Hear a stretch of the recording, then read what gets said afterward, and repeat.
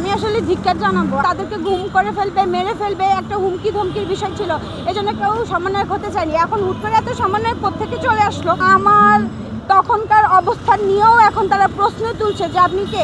আমি বলবো আসলে এগুলো সুবিধাবাদী লোক। তারা তো এখনো ছাত্র, তার মানে ছাত্র রাজনীতি কিন্তু তারাও করছে।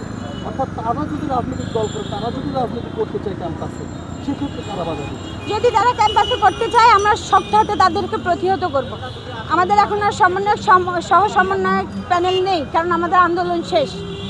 যে আন্দোলনের জন্য আমরা সমন্বয়ক গঠন করেছি, সেই আন্দোলন থেকে আমরা স্বৈরশাসককে সরিয়ে ফেলেছি। এখন আমাদের আন্দোলন শেষ, আমাদের সমন্বয়ক প্যানেল শেষ। যদিও কেউ রাষ্ট্রীয়ভাবে তারা সমন্বয়কের দায়িত্ব পালন করতে চায়, সেটা তাদের ব্যক্তিগত বিষয়। ক্যাম্পাসে যদি তারা রাজনীতি ফেরাতে চায়, আমরা শক্তভাবে প্রতিহত করব। আর পুরো বাংলাদেশ তাদের জন্য খোলা পড়ে আছে।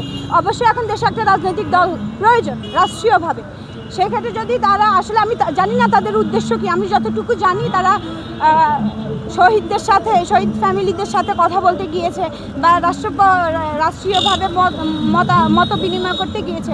যদি ওই জিনিসটা সঠিক হয়, যদি আপনার বলা যে উদ্দেশ্য আপনি বলেছেন সেটা সঠিক না হয়ে বেঠিক হয়, তাহলে আমি তাদেরকে সাধুবাদ জানাবো যে অবশ্যই এখন দেশে একটা রাজনৈতিক দল গঠন করা জরুরি, যেটা জনগণের জন্য কাজ করবে। আমাদের সমন্বয়কের বিভিন্ন জেলা যে কমিটিও গঠন করছে, সমন্বয়কদের কমিটি, এই যে সমন্বয়কদের কমিটি, এটা তো আসলে কিভাবে দেখছেন আপনি?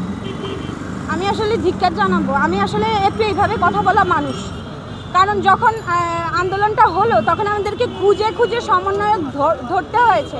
কেউ সমন্বয়ক হতে চায়নি, কারণ তখন যে ফ্যাসিবাদী সরকার ছিল তাদের একটা আশঙ্কা ছিল যে তাদেরকে গুম করে ফেলবে, মেরে ফেলবে, একটা হুমকি ধমকির বিষয় ছিল, এজন্য কেউ সমন্বয়ক হতে চায়নি। এখন হুট করে এত সমন্বয়ক কোত্থেকে চলে আসলো? ইভেন আমি সঞ্জু চৌধুরীর মানে আমার তখনকার অবস্থান নিয়েও এখন তারা প্রশ্ন তুলছে যে আপনি কে। আমি বলবো আসলে এগুলো সুবিধাবাদী লোক, এরাই ভবিষ্যতে রাজনীতি করবে। আমাদের মতো যারা আছে আমরা হয়তো গবেষণার দিকে চলে যাব। আমি একটু বলতে চাই, সেটা হচ্ছে আপনার মতামত আপনি ব্যক্তিগত দিবেন, আপনার ইচ্ছাকৃত প্রশ্ন মনে করেন সেটি হচ্ছে আমরা জানি যে হাসপাতাল সার্ভিস এখন স্টুডেন্ট কিন্তু বিভিন্ন জেলা ভ্রমণ করতেছে, অর্থ কোথায় পাচ্ছে? আপনারা জানেন আমাকে কেন কন্ট্রোভার্সিতে ফেলছে? আপনারা জানেন যখন কেউ উঠে বাংলাদেশে, তখন ওই যে ব্যবসায়ীরা, বিভিন্ন সিটি গ্রুপেরা, বিভিন্ন গ্রুপ অ্যান্ড কোম্পানি, ফার্মার লোকেরা তাদেরকে গাড়ি দিয়ে দেয়, তারা গাড়িতে ঘুরে, তাদেরকে ক্যাশ দিয়ে দেয়, তারা ক্যাশ খরচ করে, জনগণ চালাচ্ছে এখন ওদের। জি, ধন্যবাদ।